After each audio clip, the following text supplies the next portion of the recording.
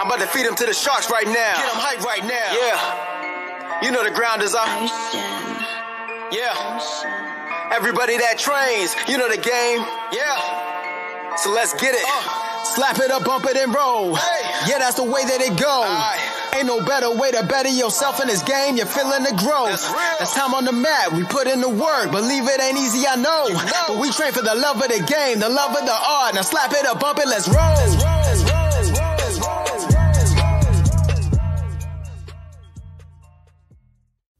Welcome to episode 101 of the BJJ Campaign podcast. My name's Jeff Boone. I'm an A3 blue belt, 4 stripes. Phil Coors, A2 blue belt, 4 stripes. Russell Partain, A2 blue belt, no stripes. Yeah, good job, Russell. Welcome, Russell. Who's Russell? An old friend of JB's. That's right. It's an old friend of mine. How did we meet, Russell?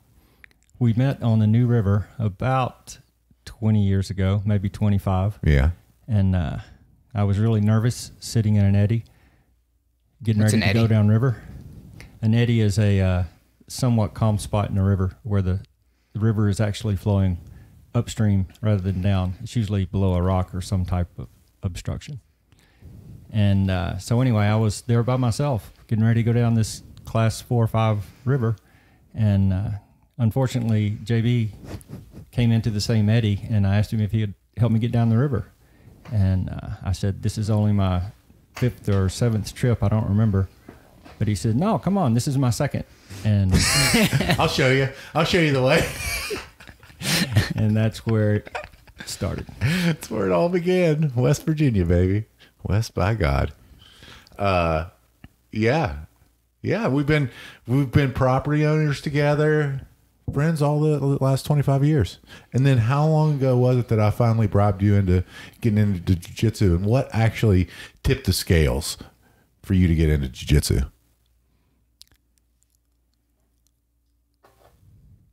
I think it was about 3 years ago. Mm-hmm. And you had been on me about it, and I'm like, dude, I'm way too old for this. And tell the audience how old you are, Russell. 73. I'm 10 years older than JB, who's no spring chicken. And I'm 50. And okay, so I'm not 10 years older yet. I'll be 10 years older in July. Yes. But anyway, he had kind of planted the seed, and then I was listening to a couple of clowns on podcasts, not these two, but Joe Rogan and well, I shouldn't have said that, should I? What?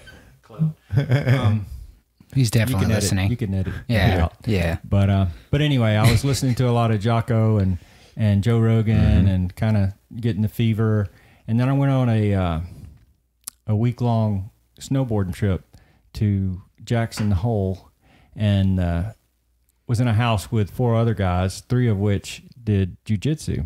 Crazy how I planted those guys in that house. And so anyway, we would start the day with no gi rolling, or they would, and I would just observe and get more and more intrigued. And then by midweek, I was trying to get in there and learn stuff too. And we would go snowboard or ski all day, and then come back and have another session before we went to dinner. And so that was probably a good 4 or 6 sessions for me that week. And then I came home to Atlanta, Georgia, and I sold it with, you know what? My 14-year-old is not into baseball or football or anything organized sports and or music or anything else. So I'll just drag him to the gym, which was not 5 minutes from the house, and get him involved, and then we can learn together. 3 classes in a week, free. What's there to lose? So we went. He totally blew it off, but I was sold, and so I signed up and started then. Has he picked it up since or no? No, not at all. Kind of like the mountain biking that I turned him on to, that now he's no longer interested in, and anything else. He's 15 now, so. Or I guess he was not, what did I say, 14? He was 12 at the time, right? Yeah, it was 3 years ago, so I guess he's 12. Yeah. But that was a total fail. But I'm hooked. Yeah. Yeah, 15-year-olds are just interested in long showers. That's all they're really interested in. He's a hot water tank killer. Yeah, that's awesome, man. I'm super stoked that you did it, and also I think that I think it's cool how you have that balanced approach. You know, we talked about it a little bit earlier, but not everyone can be like Phil and I, and really not have any family obligations. Work doesn't get in the way too much, and we can go as many days a week as we want, and choose to go 7 days a week. Because, as you said, I've completely abandoned mountain biking for jiu-jitsu. And so I think it's important to note, like, especially if you do have those responsibilities like you do with 3 kids, a wife, and work, family, travel, mountain biking, are you still lifting any? Yep. Still, and at your house, or? Yeah, I work out with Indian clubs and maces, and then all the traditional weightlifting stuff at home. And then, like you said, I do a lot of mountain biking. Last year, COVID, well, I kind of ended up taking off, I think, a total of 9 months with COVID. But I got to mountain bike an awful lot. Easy to socially distance with that. Mm-hmm. And so anyway, the mountain biking kind of got a resurgence. And that's something else I wanted to talk about with jiu-jitsu is I've been mountain biking, pretty much the whole time I've known since you. We've known each other, yeah. And the thing I learned with jiu-jitsu is that taking classes and learning techniques and focusing on fundamentals and has really taught me how to learn again. And it occurred to me that after 20-something years of mountain biking, I should be a black belt, maybe a few stripes. And I was somewhere around no stripe blue. And so during COVID, I signed up for an online mountain biking tutorial taught by a trials rider from back when we started mountain biking. And which one was it? Ryan Leach. Oh, yeah. Nice. Can I give him a plug? Yeah, of course. I mean, nobody listens to this show, but yeah. It's the Ryan Leach Connection, and you can find him on Facebook and whatnot, but he breaks down all the different techniques from cornering to jumping to track stands, any topic of mountain biking he can teach you, and it's in a step-by-step logic, which is excellent. My cornering is improving with every ride.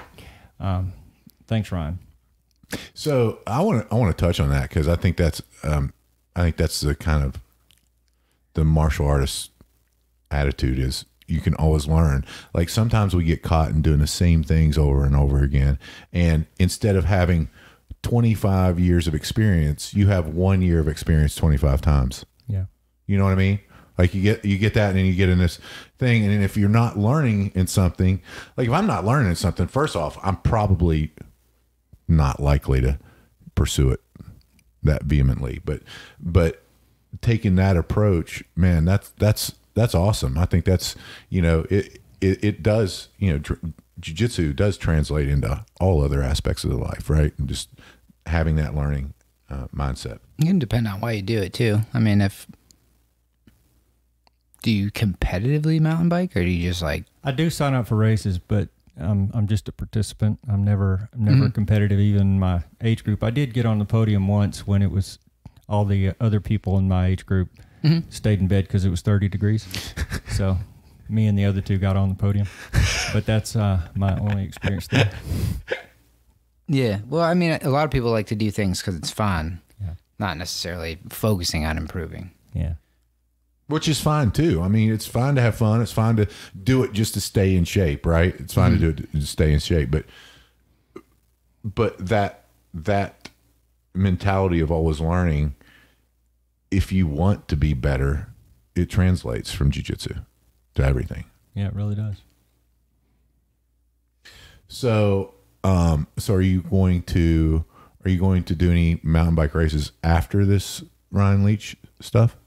Yes, I generally do 2 a year, and one of them is at my local trail. It's a trail just north of Atlanta called Blankets Creek, and they have a 3 and a 6 hour option, which of course I always opt for the 6. Oh, Jesus. And the point is to do the race lap as many times as possible within whatever time limit. And if I time it right, like I did last year, it'll be a 5 hour and 2 minute race. That's a good one. That's good. You got to think about it. It worked. So got to think about it. I just did a couple of test laps last week, and my laps were right at 58 minutes, so I got to slow it down a little bit. Is that because if you don't How many finish in miles? 6 hours, no point? Sorry. The mileage is around 7.5 per lap, and last year I got in 5 and didn't have a chance of getting in 6, which I was okay with. Yeah. Has jiu-jitsu helped your cardio for biking, or the other way around? I would imagine they're complementary to each other. Yeah.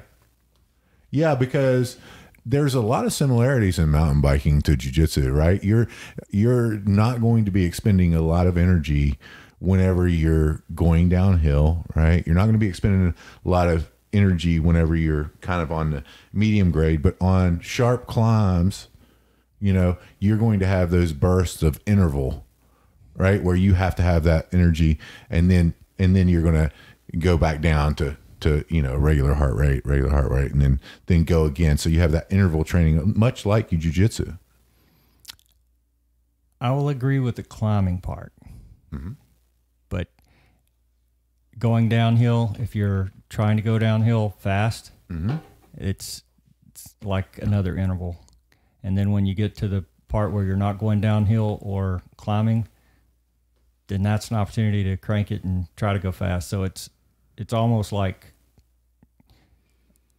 interval the whole time. I mean, it's max heart rate the whole time. There's no way you can do max heart rate the whole time, because it is more of a marathon than a sprint. Sure. But at the same time, I mean, you're charging the whole time. And I think that makes it very similar to jiu-jitsu, because, I mean, somebody's trying to kill you and you're trying to prevent it. No, for sure. Agreed. Let's get back to, because we kind of discussed 2 days a week. Is there any room for improvement with 2 days a week, or are you just spinning your wheels? I like how you call it improvement. Improvement? What? Like improving your schedule. It's funny wording. No, not improving your schedule. I'm just saying 2 days a week. You have an opportunity to improve your jiu-jitsu 2 days a week. Oh, I thought you meant improve the schedule, like add another day. No. I'm not. No, because I mean, that's the reality. You and I don't have to worry about, is that there's a lot of people who it's a struggle. It's a struggle to make it a priority to get 2 days a week in, and that's hard, because you see other people coming in to the gym, and they're going 5 and 6 days a week, and they're getting better, and they might get better than you, pass you. That's why, comparison is the thief of joy. That's a Roosevelt quote, I think. And that is that you compare your journey to your journey because it's yours. Yeah. And that those people who are coming 5, 6, 7 days a week, they might burn out in a year or two, and you're still there, and you're still doing it. You're still improving. You're in it for the long haul. And so I think that's important, again, not something that Phil or I are afflicted with, but I think it's a good point that jiu-jitsu is for you, and you will get better at it. You are getting better at it. I've already seen it whenever we were rolling earlier. And so, that's just, I think that anybody out there, they're selling themselves short if they say it's useless just to go 2 days a week. 1, 2 days a week. I mean, definitely try to get there more than one. 3 days might be a sweet spot on some weeks if you can do it. Right. If the weather's crappy, you can't go mountain biking that day, go to jiu-jitsu, right? I mean, it's indoor activity. But when your kid has to go to baseball practice, and then we have the baseball tournament on Saturday and Sunday, it's a no-brainer. Can't go. Yep. And talking about improvement in that 2 days a week, you do something that I think is really cool. first, I would say first and foremost, ask your professor first before you do this, which I'm sure you already did. But you actually you video all of the of your fundamentals classes. Of all the classes, I do. All the classes. Okay. I don't know that I'm always welcome, but I go to the advanced classes too, and I video those. And but I have a huge library of probably 400 or 500 videos now of techniques that I still haven't mastered, but at least I have that to refer to. You know, we have to get to the baseball tournament an hour early, and that gives me some time to at least review some techniques and stuff like that. And it's not subject to my memory. I mean, there's a lot of stuff that is said and demonstrated in the instructionals that, you know, I just frankly forget. And then I'll watch the video and it's like, oh, maybe I should try that. It's really good. Yeah, that'd be really good for like next day review stuff. Like if you wanted to. Yeah, Phil, but you or I never forget any portions of techniques. Yeah. Blessed. And it's also something that via Dropbox or a hard drive or something like that, you can share with, you know, your teammates that want to have access. No, I think that's a great idea. You know, just making sure it's okay with your professor first before, you know, don't just go in there and film classes. You know, I'm outside the windows. Yeah. No, I'm not going to participate or pay a membership. I'm just going to film you guys every day. Is that cool? No, but yeah, I think that's a fantastic learning tool. And you know, on top of, you know, private classes, I'm not going to say video your privates again, like I did last time. I just did. But you know, private classes, taking video of those and just being able to have that reference material. I think that's really cool, especially if you're having trouble with a technique like my shrimp escape from mount really sucks. And so we got video of that, how it sucks and how to correct it. So we're slowly correcting it. Yeah. It's easier when it's on video because then you just watch yourself and there's no lying about it. No, it's it's awful. Is. I mean, It's hard to watch. There it is. It's hard to watch. What are you doing about that? Yeah. Yeah. Look like a fish flopping around over there. We're tightening it up though. Yeah. Are you trying to add more days to your schedule, or is it just 2 days a week, you're good with it, and just having fun with it? Well, basically, it's at max, it's going to be 4 days. I'm sorry, 3 days, and that's going to hinge on whether or not we have baseball that weekend. And you know, it's funny because I'll go to class, and you know, I've cleared the slate at home so I can go to the class for, you know, be out of the house for an hour and a half or two. And then I'll get there, we'll have the class, it's great. And then everybody else sits down on the mat and they're talking about the techniques or they're talking about whatever and they're reviewing whatever. And already I feel like I'm under the gun to get home, but you know, that was my allotted time. And, you know, cause I got 3 kids at home and stuff to do. And I feel like that is probably something else I'm missing out on is the, you know, the extra pearls that get shared. Then, you know, when somebody gets submitted somehow or can't get out of whatever mount and they're asking one of the brown belts or black belts how to do it, and then that's something else I could be learning, but time's over, got to go home, and then and that's it. So I'm looking forward to baseball being finished. Is it ever finished? Don't they do it year round now? Yeah, I mean, there's the tournaments will be finished in July. Baseball will probably take month off, and then they'll be back to practicing. But you know, it'd be hypocritical for me to discourage him from trying to learn baseball. So I like how you're pushing for more all the time, Phil. That's good. No, I'm just asking. That's good. No, you were pushing. No, stop pushing. It's fine.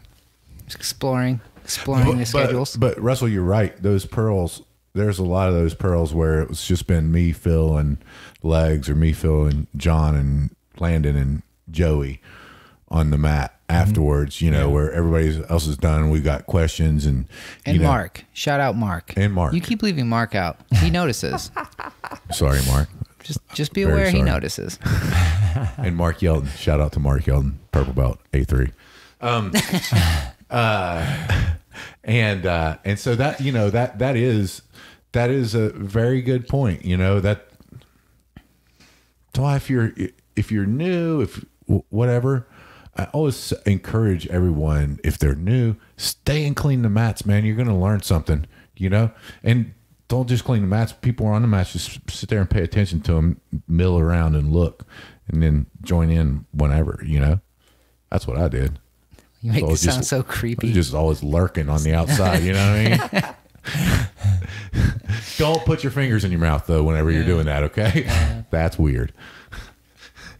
I don't know. There's times I think that if I had less restricted time, I'd probably be more productive with it because I feel like I have a lot of time to train. So like I waste a lot of time just like playing with other stuff where I feel like I could be more efficient. Like I would focus more on drilling. Like if I only had X amount of time, I wouldn't roll as much. I would try to drill more.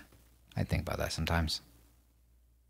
You are such a liar. No, I'm not. Yeah. You're such a liar. I think about that. What's wasted time? I didn't say wasted time. You did. Did I say wasted time? Yeah, we can play back the tape if you want. If I wanted to be more efficient because I didn't have as much time, I would drill more. But I have a lot of time. You are so full of shit. Why? You're so full of shit. I can't even make Elaborate. an argument because your statement's just asinine. I can't even make an argument. All right. I Like there's no think way I've you said did any this. different. I think I've said this to you before. And then it's a lie that you perpetuate. Just because you perpetuate a lie doesn't mean it becomes the truth. Okay. Okay? So I haven't said like I could drill more and I should drill more, and then I start to drill more for like 3 days and then I stop. Oh yeah, you've done that. Yeah, that's what I mean. Yeah. If I had more restricted time, I feel a You big do it for 2 days and then you abandon it. Yeah. That's Yeah. exactly what you would do. Precisely. That's why it's perpetuating a lie. but I don't have the time restriction.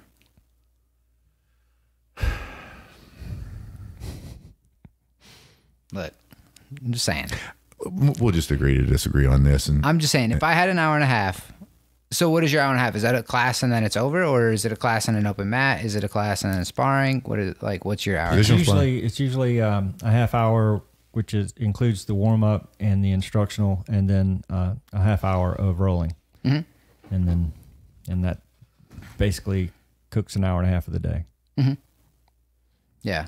So in that situation, is it always open rolling, like just whatever? Not always. We do some. positional. He calls it something else. Positional training. Specific training? Specific training. That's it. Yeah. Where he'll start us in side control, and you have to maintain your side control or improve your position, or you have to start on top and get a submission. Mm-hmm.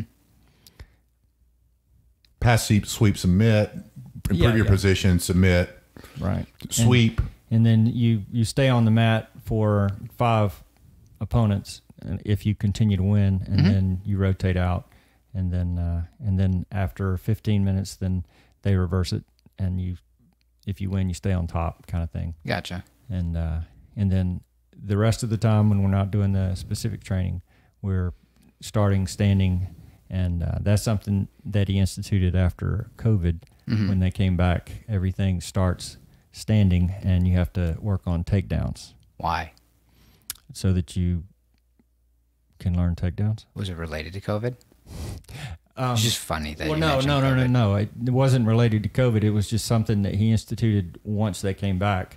That we used to start on the mat, and now we start standing, and it's really emphasized how poor I am at takedowns. Yeah, they suck. In general, not yours. Well, no, specifically mine. Specifically mine. Anyway, it's a different way. Yeah, they're not fun. Yeah, it's a different way to start a roll. It's, you know what? If you have enough room, you should always start standing. You know? I just sit now. Yeah, I know. But you start standing. That's the important thing. That is true. And I'm getting better at scooting towards people. It's a skill. All right, we skipped the Gordon Ryan update, so we're going to come back to that now. Okay. Beginning of the show. Gordon Ryan update. He was on Who's Number One, and he made his commentating debut. Very nicely done. Mm-hmm. And who was it? Craig Jones, Nicky Ryan. Was there anybody else from DDS in the Who's Number One? There's like no one else relevant, so I wouldn't know. I don't know anybody else left on that team. Yeah. So Craig Jones beat Luis Panza. I think, was it a minute or less? Less. It was less than a minute. Yeah. Mm-hmm. Inside heel hook, outside heel hook. Don't know. I think it was inside heel hook. Mikey Musumeci, no-gi. Mausoleum. Yeah, Mausoleum. His no-gi debut. Not three his debut. times. Well, in, what was it, 2 years? Was it on Nah, like a WNO? month. He had one like a month ago. Was it on Who's Number One a month ago? Oh. Why did I think that was? Before that, it was a long time. Okay, gotcha. But what is he? 3-time world champ. He's 24 years old, for God's sakes, and he's incredible. 3-time world champ. Unbelievable. He's got a BJJ Fanatics Berimbolo DVD that I've mastered. And just kidding, I don't do berimbolos. But he's really good at that, and he's totally gone away from the gi because in 10 years the gi is no longer going to be around. Just kidding. But he was, 3 world titles. You can see why, his enthusiasm might wane. So he decided to challenge himself and become ADCC champ. And Who's Number One? Well, he just switched, and he said he was training in the gi like up until the last one. Up until the last match. He didn't train no gi for the first Who's Number One. He just showed up. Right. I do remember him saying that. Yeah. Okay, so why did I think this was his first one? Okay, so I think he's been training no-gi 12 hours a day since his last match. Are you serious? That's what he said in the interview thing. I totally believe it. He's OCD, man. He said he's since then he's looking at it and he feels like in the future he needs to focus on no-gi. He's been training 12 hours a day every day. Hasn't taken a day off since the last time. Oh my God, he's a freak, man. So I would do more drilling, is what I'm saying. Yeah. Yeah, and he beat that guy. Dude, he's 135 pounds. I know. And I didn't realize, so I understood he was near my size because I think we're close to the same height. But he's 135. Yeah. And How much do you weigh? like 155. What are you? Dairy Queen. 155. Yeah. And he beat that Muhammad Ali or whatever, I think is his name. Mm-hmm. Yeah, super heavy. Like, yeah, 240. Muhammad Ali's 240. I didn't realize the weight. Like, you can see it's a very large size difference. Dude, for high level he beat people. this guy who was like 340 pounds. I actually watched it. It was an awful match. Don't Terrible. watch that. Yeah, Don't waste your time. But yeah, I mean, he's with the gi stuff. And I guess he's just gonna go right into the legs and drill leg stuff 12 hours a day. Dude, that was like a minute 20. I think his match was like it was really fast also. Minute 20. But he entered in twice with that, whatever that K-guard they're calling it or whatever, whatever that is. I think he did that twice. I think he's been secretly training with Donaher too. No, he gave a shout out to his coach. He was named somebody. In his introduction, it said from the garage, his garage, whatever the name of his garage is, where they're training. Las Vegas. Huh? He trains in Las Vegas.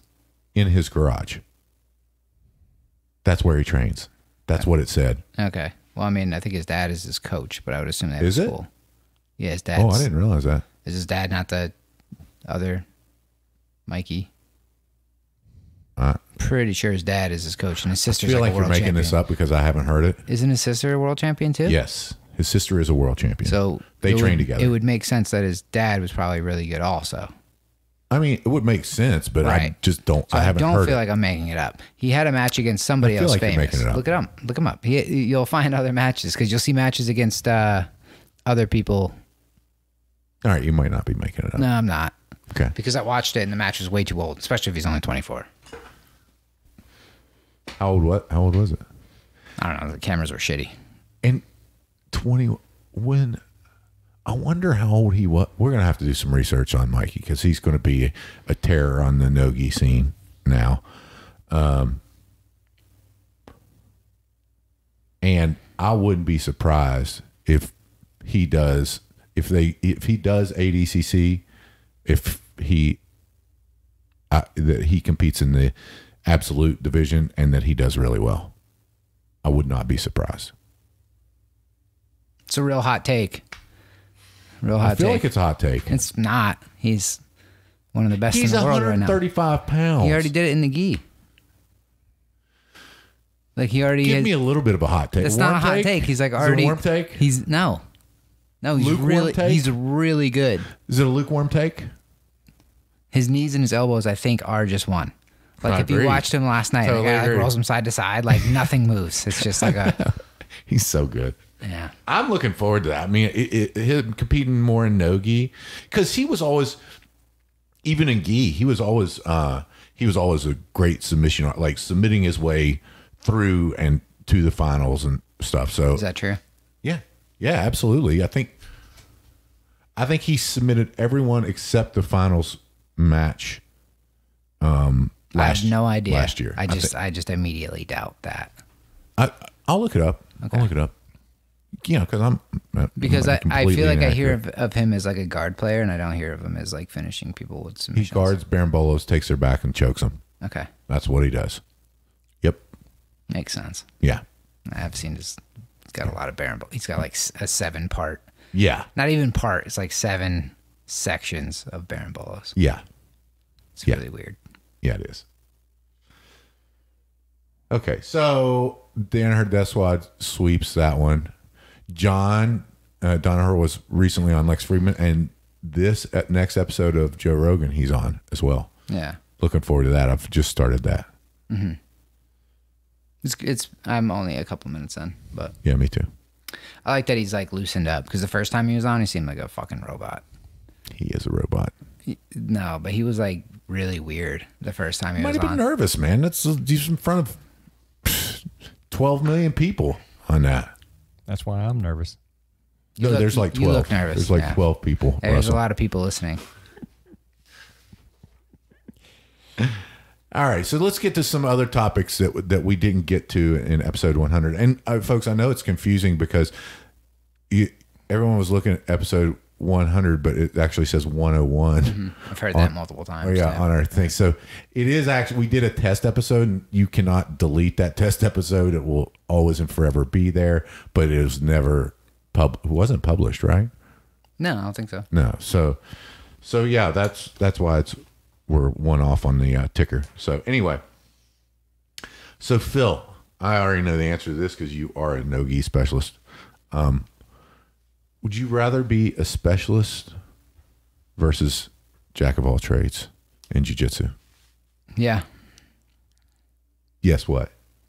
Well, jack of all trades isn't good at anything. No. No. So what would be your specialty? Don't know yet. You got to have something if you're going to be a specialist. Agreed. I don't know what that would be yet. Like, I'm not good at anything yet. All right. Fair enough. Russell? I would like to be a specialist, but first I think I need to be a fundamentalist. Oh, yes. Like an extremist. Triple. Yeah.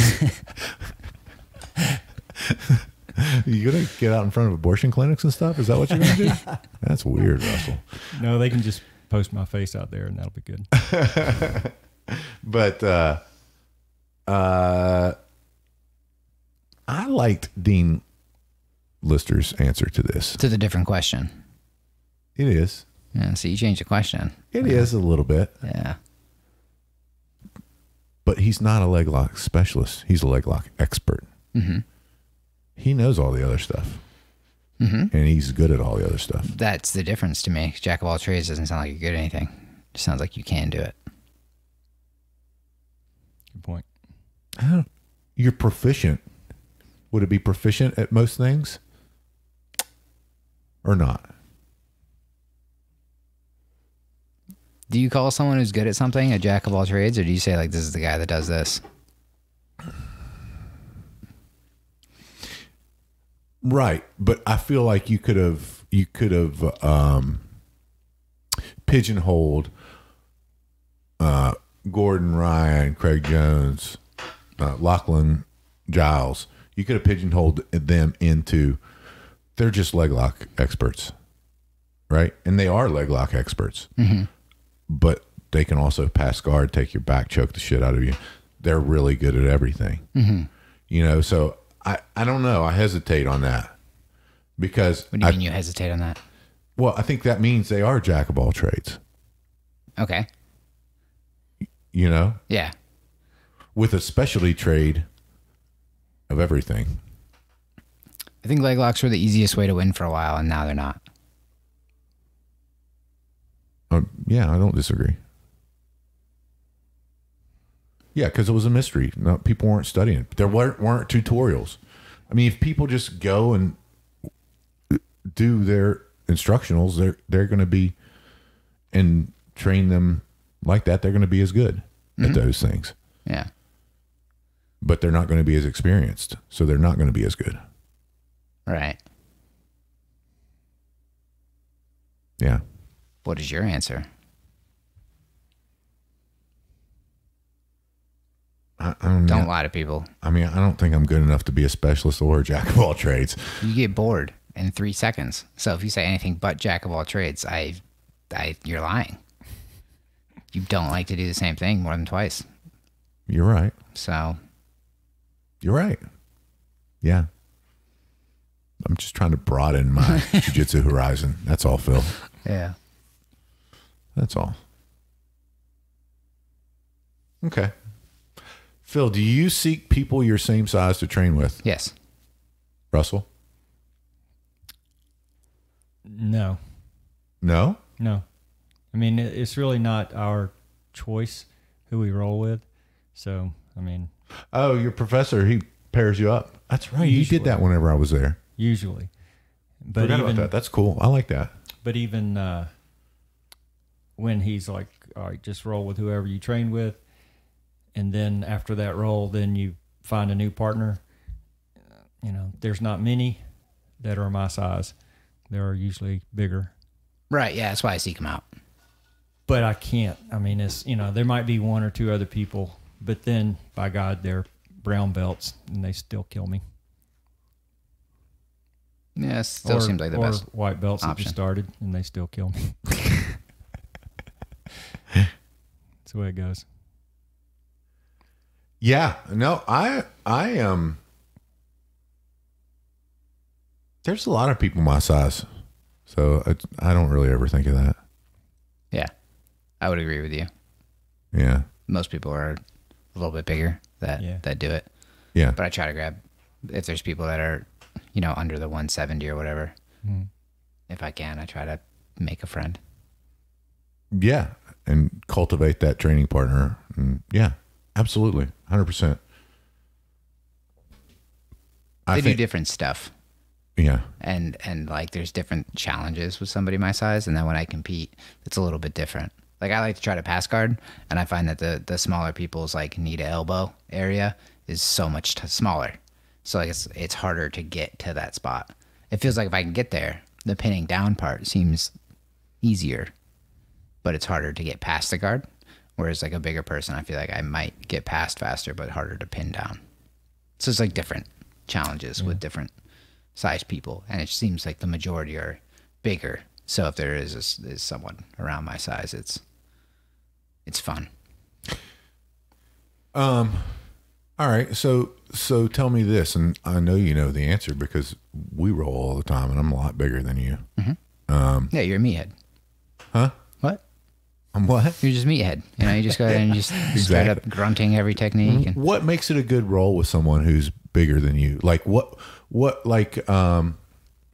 where you've got the most out of those rolls? Because you know that's definitely a consideration. If you're a bigger guy, you gotta know how to give and get and do that stuff. What makes it a good roll with someone who's larger, or Or like, what's some of the things that I do that are like, you're like, that you shouldn't do that, or that maybe positives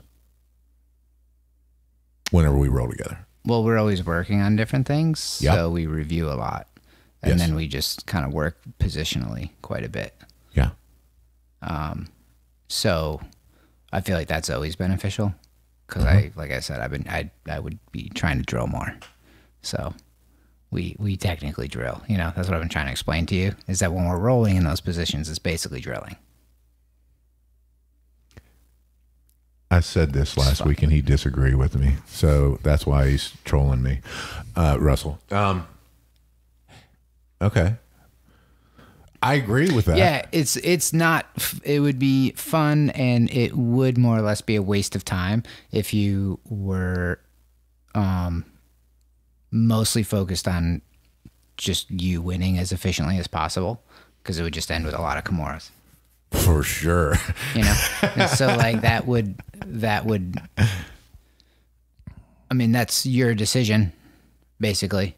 And you can do that if you want, but you don't feel like you're going to get as much out of that. I don't get any. I mean, yeah, there's certain times whenever I want to work on something, like if it's before a competition, I'm going to give less if there's something, but that's just so infrequent, you know. Like I'd rather work bad position, because you're good positionally with staying tight and controlling a position. You know, I'd rather work bad positions with you to try to figure it out, because we do, you know, you always give me the feedback of, yeah, whenever you did this happened, you know, and so that's good feedback, and it helps both of us, you know, in that situation. And, you know, it's also like, because you would never get past my guard otherwise, but it's also it's also good to practice that late recovery.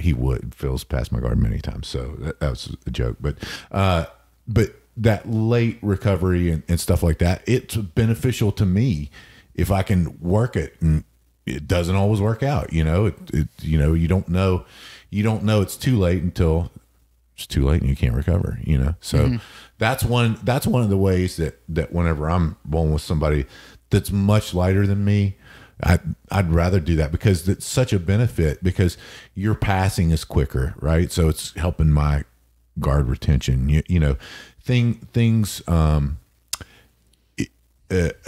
triangle, a choke.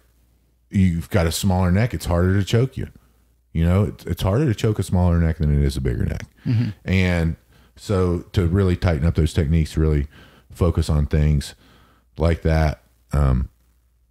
I think that it's imperative to have that approach. And again, like Rafael Lovato Sr. said, rolling 50% for you and 50% for your partner. I think that's a smart approach.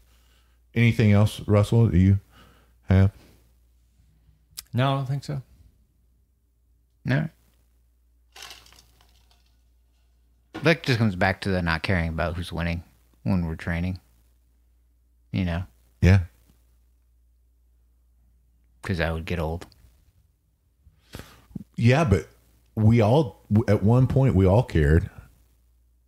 I can tell you, whenever I stopped caring, I was like a 3-stripe white belt, and I stopped caring about that. You know, and there'll always be people. You know, you always have a measuring stick, but that doesn't mean you with that measuring stick, you're also going to put yourself in bad positions. What do you mean you stopped caring? Winning. I stopped caring about winning. Okay. Like, and saw it more as training partner, you know. You know what I mean? That is something I appreciate when I'm rolling against somebody that's obviously more skilled, and after 2 or 3 taps, they get bored and they let me start working on whatever escape or technique. Yeah, that's important. That's a good training. That's a good training partner. Because look, it's no fun for them either if they're, you know, they got to do something differently to challenge themselves or to challenge you. Yeah.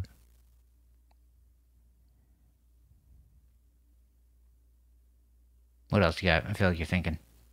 I never think. All right.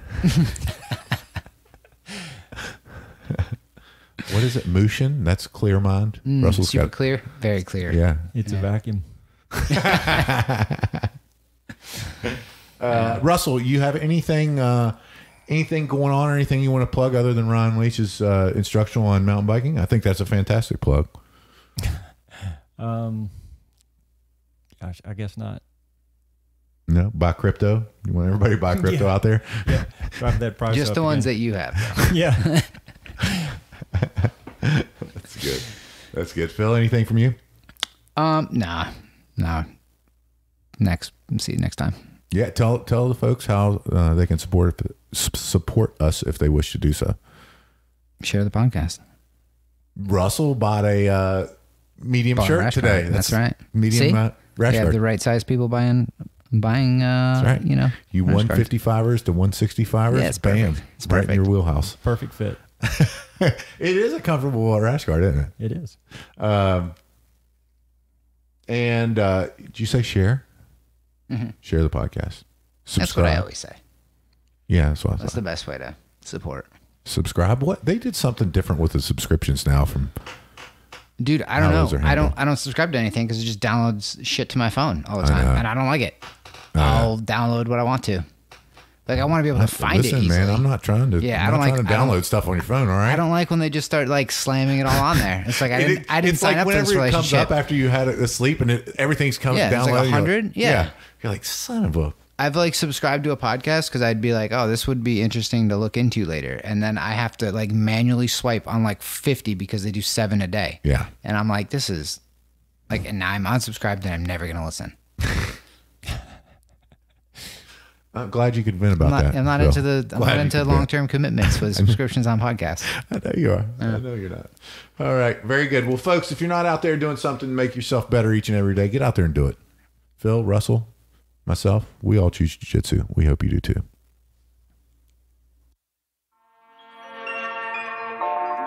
I'm about to feed him to the sharks right now. Get him hype right now. Yeah. You know the ground is up. Yeah. Everybody that trains, you know the game. Yeah. So let's get it. Slap it up, bump it and roll. Yeah, that's the way that it go. Ain't no better way to better yourself in this game. You're feeling the growth. That's time on the mat. We put in the work. Believe it ain't easy, I know. But we train for the love of the game, the love of the art. Now slap it up, bump it, let's roll.